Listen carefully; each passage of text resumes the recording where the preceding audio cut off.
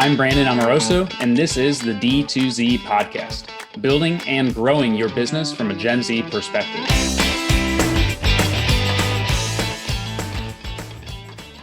Hey everyone, thanks for tuning into D2Z, a podcast about using the Gen Z mindset to grow your business. I'm Gen Z entrepreneur Brandon Amoroso, former founder of Electric, and now the co-founder of Scaleless.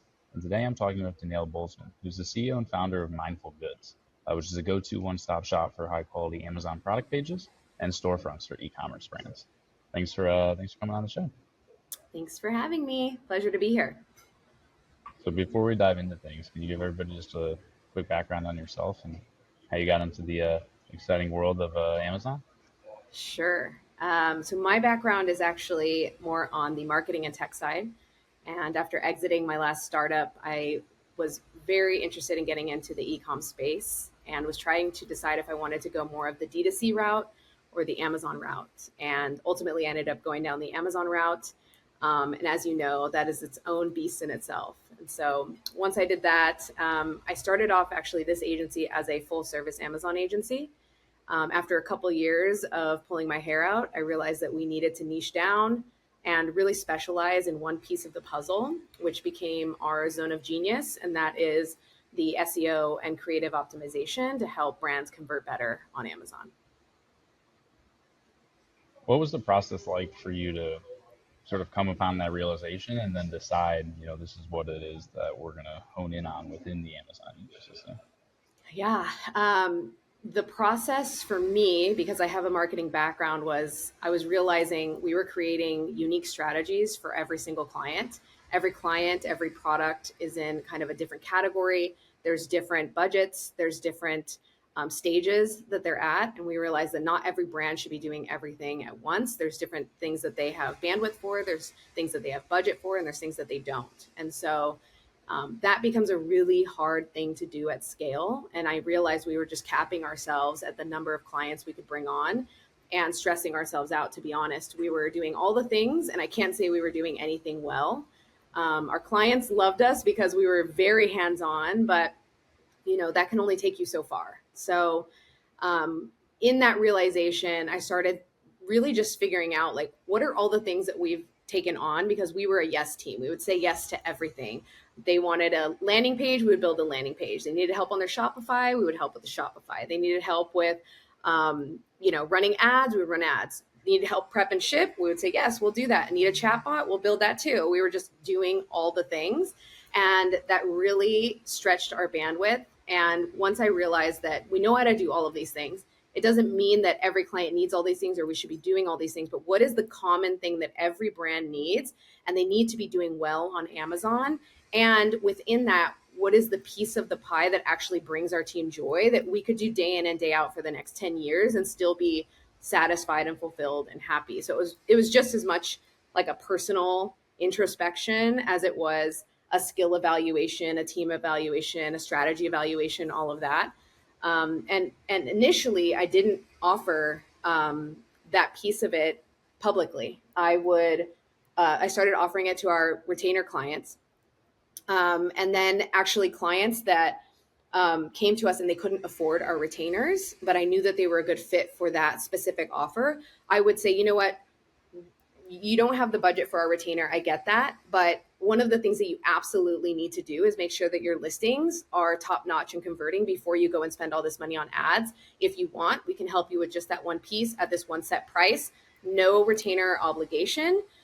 So we started kind of the training wheels of doing that and building the process behind that right when we were about 6 months into that before COVID hit. And when COVID hit, all of our retainer clients wanted out of their contracts because everyone needed to stay cash liquid. Everyone was changing their strategies, scared about their money, scared about everything. And I completely understood where everybody was at. So I basically just said, you know what, I get it. Totally fine. I let anybody who wanted out of their contract. And I realized, we need to just flip our model at this time. And we went from offering retainer on our website to turning that off and just straight offering listing optimization services, just flat rate. And so all of those tens of thousands, even hundreds of thousands of brands that had their retail doors close on them had to be selling on Amazon almost immediately. And so we were within 30 days just flooded with orders that ended up being, 3x what our retainer clients were paying us. So after that moment, we just never went back, you know. That definitely helps with the decision making process. Mhm. Yeah. and But now, it and now, was I'm glad we had already thought through that and had already built out the process before we like decided to make this the change, you know. It really helped us that we were prepared for that moment. yeah, and now that you've solidified into this particular niche, how do you deal with, not getting pulled in directions that you might not want to go, but could be, the next shiny object or the next, revenue that you could take on? And Yeah. because I remember finally being able to say no took a while. It took a long time. Yeah. I mean, almost immediately when I made that decision, we were able to start saying no. And I mean, we still get asked today, do you do Walmart? Do you do Shopify? Do you do all these other things where it's like, yes, we very easily could, whether it's us doing it internally or we have very strategic partners that could do it, we could outsource it. But it's not our bread and butter and it's not how we market ourselves. And I've noticed we've become so good at staying in our lane and staying in our zone of genius. It's allowed us to become experts. And so anytime that we stray away from that, the experience for the client declines, right? Like we don't have a process built out for it. It's not our zone of genius. We're trying to help them, but it's not where we have built our process to be. So in that sense, we mostly say no to everything, unless it's within our sweet spot of listings. What we used to say no to within listings, though, has changed. So we used to only work with brands that have, let's say, less than 50 SKUs, even less than 20 SKUs. It was very niche, mostly CPG. But because of AI, we've been able to kind of scale that quite a bit. Now we can work with brands that have hundreds or thousands of SKUs. We used to not offer retainer. Now we do offer retainer for those larger brands that have, let's say, 3, 5, 10 brands under their umbrella, and they want us to be consistently optimizing all of their SKUs every month. That's something that we offer by invitation only. So I think those are the kinds of things that we're more interested in saying yes to as we grow. Got it. So it's more within the actual category itself, you can expand or contract based off of, Mm-hmm. yeah, that makes sense. It's kind of like how when we started to do direct mail, it was all under the like post-purchase customer retention and messaging umbrella. And so there's email, there's SMS as a channel, and direct mail was another channel within there, but we weren't touching like direct mail as a acquisition channel or anything. Everything was under that retention umbrella. So that's at least how I rationalized us, starting to offer that as a as a service. Yeah. Yeah. I mean, I've been searching for like a back end offer for a while because so many of our clients, they work with us and they say, okay, what else do you have? How do we keep working with you guys? And for the Yeah. most part, we're kind of like a one and done for these brands that have like less than 20 SKUs. We optimize their whole portfolio. We're done in a few months and they really enjoy the experience and they look at us as a really powerful marketing element and they want to keep working with us creatively, but we just don't have that back end offer. So where it does make sense for us is those umbrella companies that have larger sets of brands, larger sets of SKUs, and so for Mhm. them we can work with them longer. And I think part of it is just like pushing back on the client and explaining to them, part of the reason why we're actually so good is because we're not doing what it is that you're asking us to do now. Mm-hmm. So let's keep the relationship this way versus, I definitely had Yeah. relationships early on where we had a very strong sort of rapport with the client, and then we tried to expand into other areas, and then it didn't pan out, and so now we're out both of the services versus just being happy with that one. And so Yeah, we and they would have definitely, had such a good experience and now they have a bad taste in their mouth. exactly, exactly. Yeah, yeah. We love to end there too. And we've had brands that come back to us year after year because they had a good experience the first time. Let's say they went off and they did a rebranding. And then they come back to us the next year and they're like, we got this fresh rebranding. Can you roll it out on Amazon? We're like, yes, we got you. So like Hmm. that's really special when brands come back to us year after year and want to keep working with us because they realize that like they don't have to teach their branding team or their other team how to scale the creatives on Amazon. They just come to us, we roll it out, and it's done. Yeah. When it comes to Amazon, how has it changed, the areas that you're focused on, um, since you started to today, when it comes to those storefronts and the types of creatives that work well and don't work well? That's a great question. So I feel like we've been through a few different phases of Amazon.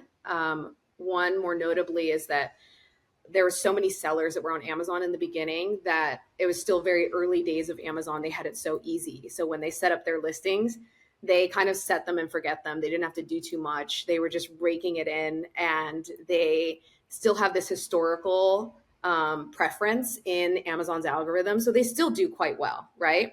But now those same brands are noticing that more brands are entering the market, eating away at their market share, and they're coming in with fresh creatives, better products, all of these things that are kind of slowly eating away. And they're saying, like, oh, shoot, we got to upgrade our listings. And then the second thing that we've noticed is Amazon is giving more and more access to different tools. So one of the biggest shifts for us was realizing that split testing is one of the key things that we need to be doing. It's not something that customers or clients or brands come to us asking us to do. They, quite frankly, don't even know that we're doing it most of the time. And we just know we have to be doing it because they're not going to ask for it. They don't want to pay for it. I don't want to sit there having to sell them on why it's so important. So what we've started to do is just say, look, this is our package that we sell. It includes this, and you don't really need to know much more than that. It's just part of our process.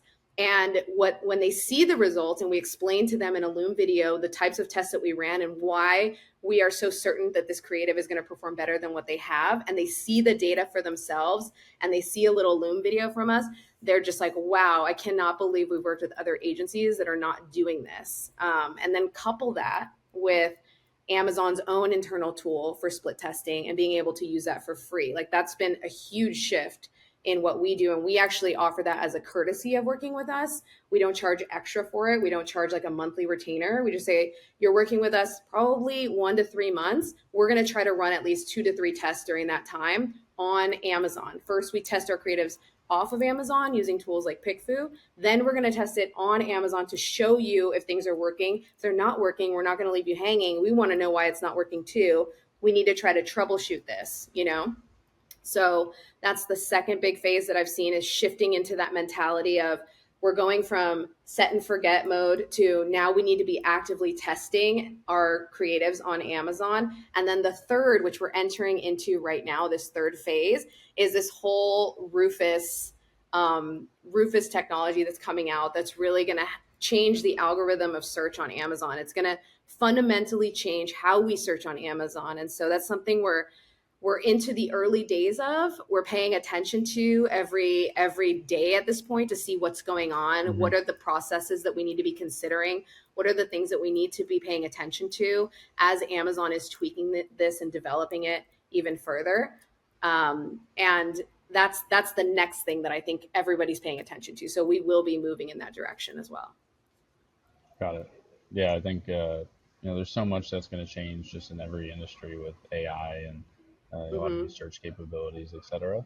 Um, it'll be fascinating. I mean, within Google alone, for brands who are trying to invest in like SEO and content, you are getting significantly less traffic to your website because you're having these like search generated results at the top of the page that are combining information from multiple sources, and so somebody could just stop their search right there versus wanting to click into the first link, the second link, the third link, etc.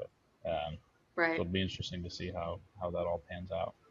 Absolutely. I'm actually here for it. I'm really excited that, I mean, if you think about the way we search on Amazon right now, I think it's really behind the times. Like, it's really frustrating as a consumer to find the things that you're looking for. You search for something, you see the same things over and over again. You change your search, same things. Maybe it tweaks it a little bit, but it's the same. It's the Yeah. top sellers, it's the guys who are paying to be at the top. It's the same things over and over again. And now that Amazon's pulling in our own data and trying to understand our personal preferences, I think we're going to see better, more accurate, curated results for the individual as opposed to just everything for the masses. I think it's going to help aid in the buying experience for consumers. And as we start to think about listings, we also need to be thinking about that as well. Like, how are we changing our content to make sure we too are including that information so that Amazon picks it up and serves it to the right audience? Do you think that this will help with more organic discovery for brands? And because, when I go on Amazon, I see just the ones with 10,000 reviews, five Yeah. stars, and like that's obviously people who've been there for a while. Yeah, that's the hope. Although, in all fairness, it's organic has been declining and declining and declining on Amazon. It's pay to play. That being said, there's definitely a myth that everyone likes to say that like Amazon is only pay to play. You should only be on Amazon if you're advertising.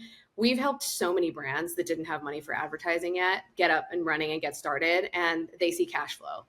We helped a brand that was very successful on their Shopify channel, and they went to launch on Amazon and they had just like an awful start. Like they just weren't getting any sales and they didn't know what they did wrong. It was just they just set up their listing wrong completely.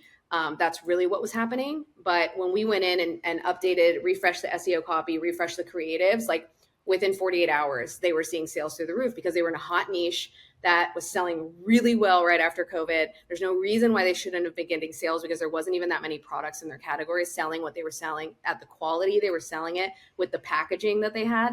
And so it was just getting in there and fixing things, and doing it right and elevating their creatives and making sure that all the SEO keywords were where they needed to be, not just copy pasting things from Shopify.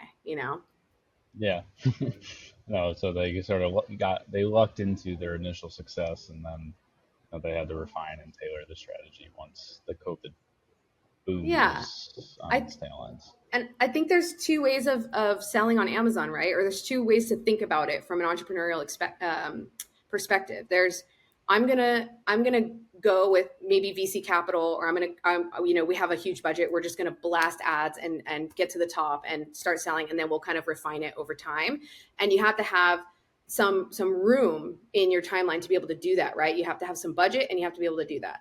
Then there's another set of entrepreneurs that they're in a different stage of their growth. They're like hustling, they're doing the things that they can do. They know they need to be on Amazon because people keep asking them, are you on Amazon, are you on Amazon, are you on Amazon?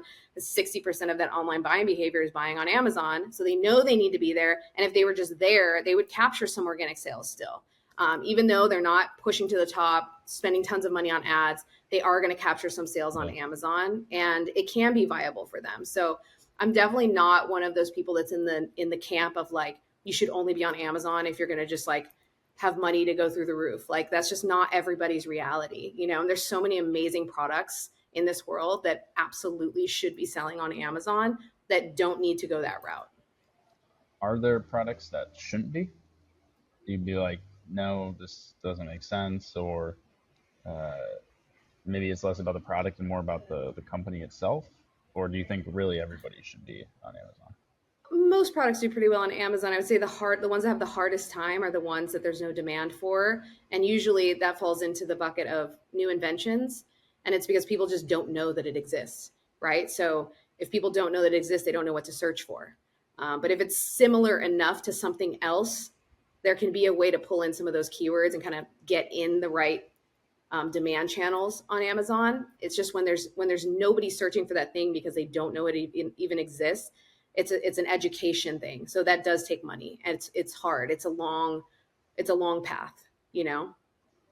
Yeah, and then maybe it makes more sense to go the Shopify route because if you're having to do the education and getting in Yeah, front of customers who aren't looking for you to begin with, then maybe that's a path. I have been seeing though more and more companies, depending on the product type, especially like a CPG, you know, hard to ship goods with a low cost per unit, that they don't even have a Shopify storefront anymore. They will just have an Amazon storefront. Um, like I get my poppy in the mail every month, but it's coming from Amazon. I can't even buy directly yeah, from them. yeah. There's a lot of brands that are going Amazon first because there's more and more examples popping up as successful case studies of Amazon first, and I think Amazon sees that and they're trying to promote that. So Yeah, it's like the blessing and the curse of FBA.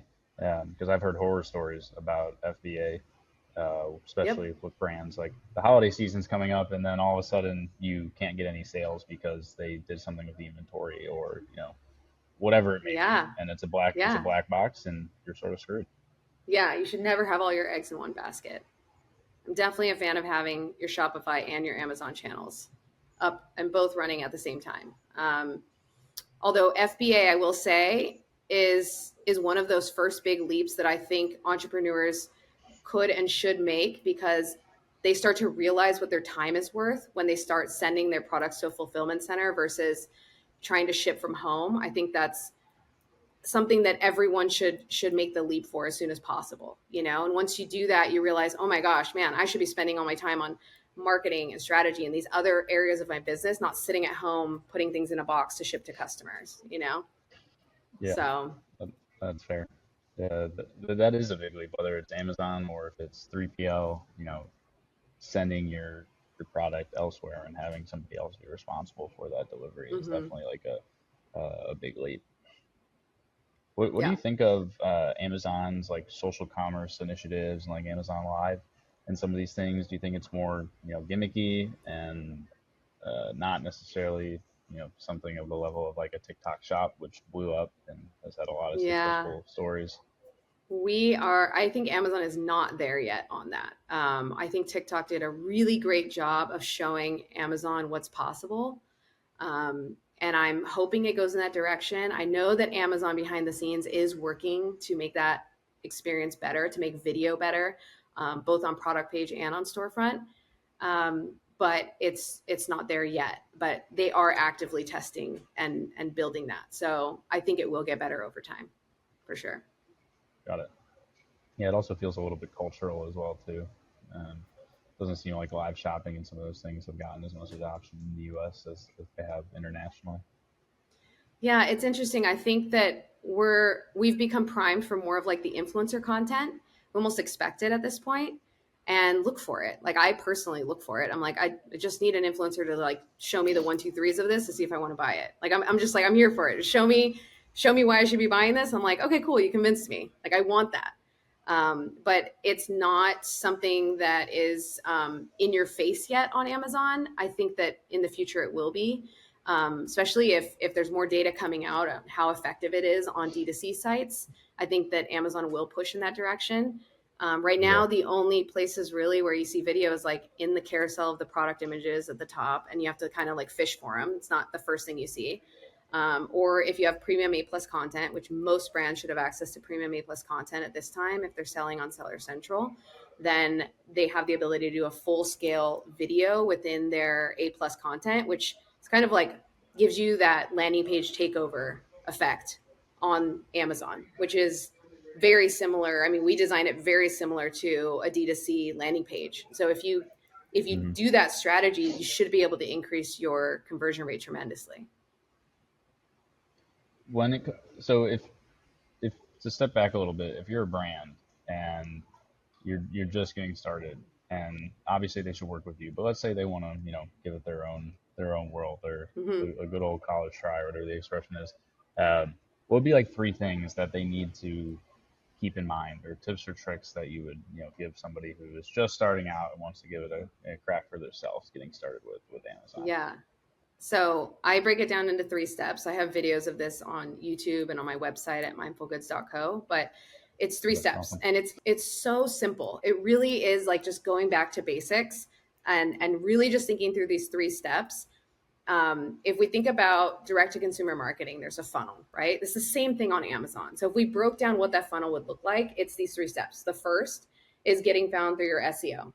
The second is making sure that your main image, the product on white image that shows up in the search results, is click worthy and makes people want to click on your image instead of everyone else's. And then the third step is once they're inside the listing, so they've already found you in the search results, they've clicked on your image because it looks amazing, and they're inside your listing. Every single image, top to bottom, needs to be visually appealing and selling. Every image has to have a function.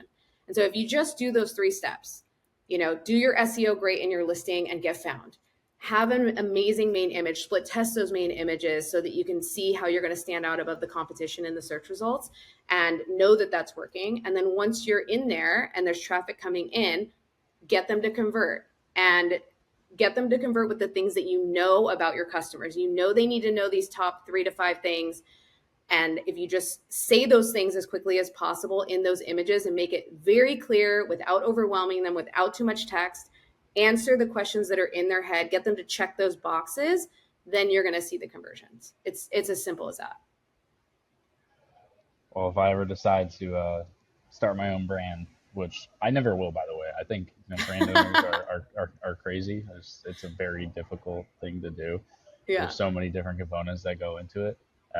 I always thought my business was so much easier than the people I was actually working with who had to deal with, sourcing and logistics and customer success. And there's just so many different Yeah. things going on. But if I do, I'll be watching those YouTube videos. But I'll make sure to include them in the show notes too for anybody Awesome.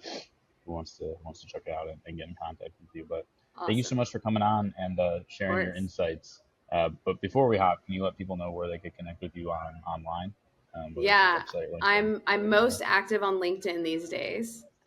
So you can find me just by searching Daniela Bolzmann, or Yeah. you can check out our website at mindfulgoods.co. And on there, we also have what we call like a mini audit where you submit your link to us, and we can walk you through those 3 steps on your listing and give you a hit list of all the things that we would tackle if we were working with you. And that way you can take that list, take that video, and give it to your designer and have them, or your team, and have them execute on that, or you can decide to work with us if you want. Awesome. Well, again, thank you for coming on. For everybody listening, as always, Thank this is you. Brandon Amoroso. You can find me at brandonamoroso.com or scalus.ai. Thank you for listening, and we'll see you next time.